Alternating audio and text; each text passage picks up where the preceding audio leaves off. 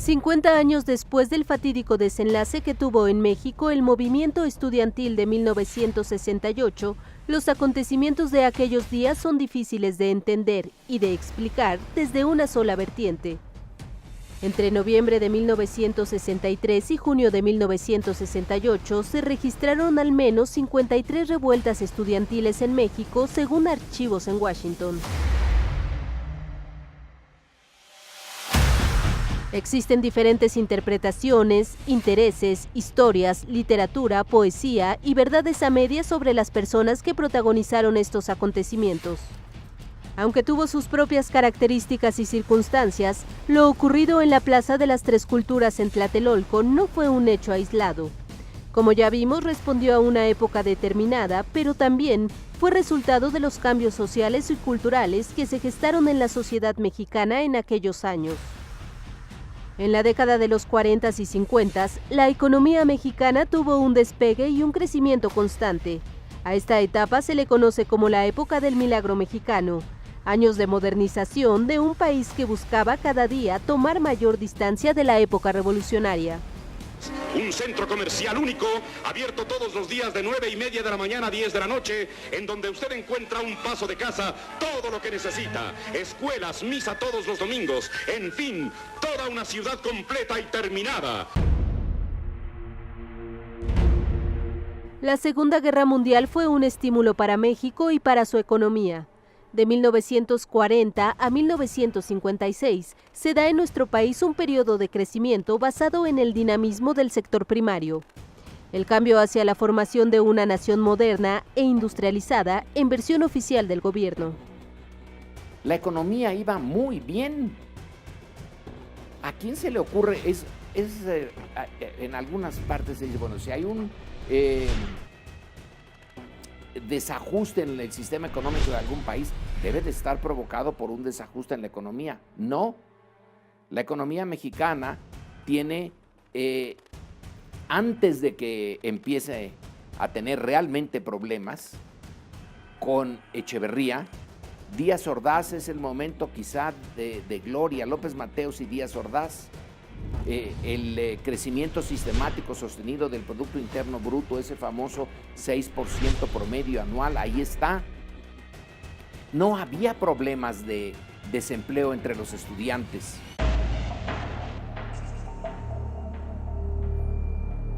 Pero detrás del modernismo, la desigualdad también mostraba su rostro.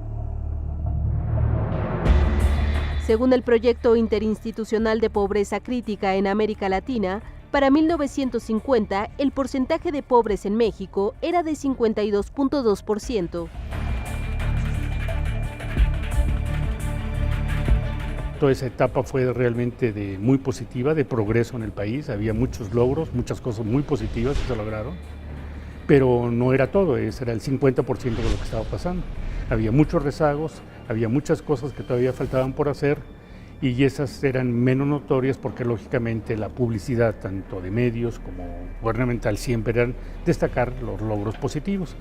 Y como en ese momento había un cierto crecimiento económico, se podía la sociedad aceptar, mientras ese crecimiento económico le afectara a él y le beneficiara, pues se podía creer que las partes positivas eran reales. Sin embargo, a la hora de analizar un poco más a fondo, podíamos ver que había muchísimos rezagos, mucha pobreza, mucha ignorancia, falta de educación, muy poco desarrollo en el resto del país que no fueran las grandes ciudades, y eso pues lógicamente era la parte contrastante. Y fue en ese México asimétrico desde donde emergieron demandas de distintos sectores, principalmente el estudiantil y el sindical. Fueron los ferrocarrileros los héroes anónimos de esta batalla. Fue el gremio ferrocarrilero el héroe de esta batalla. No fue Vallejo.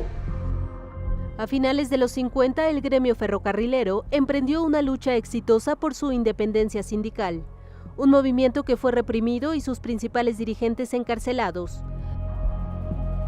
Los ferrocarrileros, más o menos queda claro, habían sido relegados en sus prestaciones y sueldos en relación a otros gremios.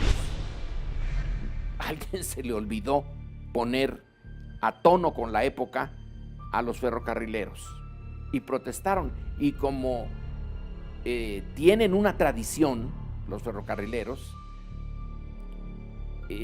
no son un sindicato cualquiera, fíjese que son sindicatos de gentes que ya tienen una experiencia técnica, una sofisticación, profesores, ferrocarrileros, electricistas, petroleros, médicos residentes. Son la parte más sofisticada de las clases trabajadoras. Y entonces encontraron que sus demandas no estaban siendo satisfechas. En 1956 las escuelas de agricultura estallan la huelga. El 11 de abril de 1956, el Instituto Politécnico Nacional se suma a la movilización, la de más grandes proporciones antes de 1968. El 23 de septiembre del mismo año, el Ejército lleva a cabo la Operación P y desaloja el internado del Instituto Politécnico Nacional, al cual consideraba un hervidero político. El Comité de Lucha Estudiantil Politécnico denuncia que en la intervención hay presencia de al menos 2.000 soldados, apoyados por granaderos y la policía judicial. Los jóvenes detenidos son enviados a Lecumberri. En 1956-1957, el gobierno decidió cerrar el internado del Politécnico, que era un instrumento importantísimo en el Politécnico, porque es una institución que se fundó por el general Lázaro Cárdenas para darle acceso a la educación superior a los hijos de obreros, de campesinos, de soldados y a los hijos de la gente de escasos recursos. Entonces el internado tenía un papel fundamental. Sin ese internado y los comedores del Politécnico, aún siendo gratuito, difícilmente quienes veníamos de ser hijos de cualquiera de estos sectores, difícilmente habríamos tenido posibilidad de hacer una carrera, ni siquiera en el Politécnico. El gobierno decide cerrarlo, estoy hablando 56-57, hay una gran huelga estudiantil. Finalmente el Ejército ocupa las instalaciones del Politécnico y permanece ahí por casi 2 años. El interior del país comienza a mostrar su verdadero rostro, aquel que soñó con la justicia revolucionaria, pero lo despertó la realidad. La Universidad de Guerrero y la Normal Rural de Ayotzinapa se van a huelga, el guerrillero Lucio Cabañas entre los líderes del movimiento. Durante un par de meses, soldados reprimen las manifestaciones. Cientos de personas son detenidas. Para diciembre, el gobierno local dispersa a balazos las concentraciones. El gobernador Caballero Aburto ordena la intervención del ejército. Al menos 15 personas mueren. El Congreso de la Unión decreta en enero de 1961 la desaparición de poderes en ese estado. En 1966, universitarios y ciudadanos de Morelia, en una manifestación contra el alza de tarifas, resulta muerto a tiros el estudiante Everardo Rodríguez Orbe. Los estudiantes suspenden actividades, autoridades toman la universidad y detienen a decenas de personas. Alegan que detrás de los hechos hay una agitación comunista. Los detenidos permanecen 3 años en la cárcel. Durante 1967, jóvenes sonorenses rechazan la imposición del gobernador. Después de meses de protestas con gases lacrimógenos y macanazos, el ejército es utilizado para ocupar la universidad. En Tabasco, jóvenes de la Universidad Benito Juárez solicitan al gobierno del estado mayor presupuesto para la universidad. Al no conseguirlo, se van a la huelga. Grupos de choque desalojan a los estudiantes. Como consecuencia de estos enfrentamientos, Mario Madrigal Tosca muere ahogado. El movimiento exige la renuncia del gobernador, quien se separa del cargo unas semanas después. Ya estaban en la cárcel, desde luego, Demetrio Vallejos y Valentín Campa y los líderes ferrocarrileros y maestros, ¿no? Entonces sabíamos lo que estaba pasando en México. Había una represión brutal a cualquier movimiento de este social. En 1962 habían matado a Rubén Jaramillo y a su familia en Morelos.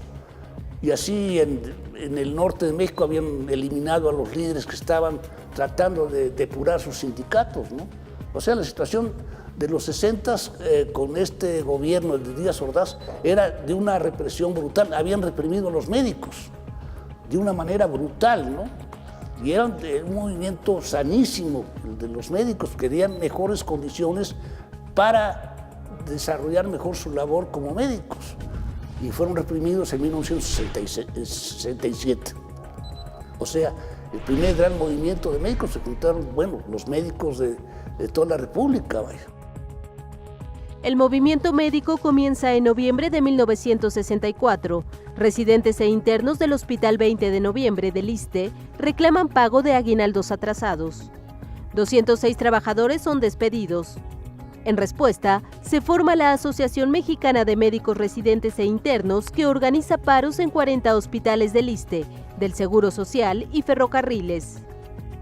El 10 de diciembre, el presidente Gustavo Díaz Ordaz, recién entrado en funciones, promete analizar las peticiones de aumento de sueldos y participación en la elaboración de planes de estudio, con lo que el 15 se levantó el paro. El 19 de abril estalla otra huelga que se mantiene hasta el 3 de junio y se celebra otra reunión con Díaz Ordaz, quien avala un aumento mínimo de sueldos, pero ninguna otra demanda. El 26 de agosto hay otra gran manifestación, pero esa noche la policía tomó los hospitales 20 de Noviembre, Rubén Leñero y Colonia. Sustituyen a los paristas con médicos militares, demostrando así lo que sería el gobierno de mano dura de Gustavo Díaz Ordaz.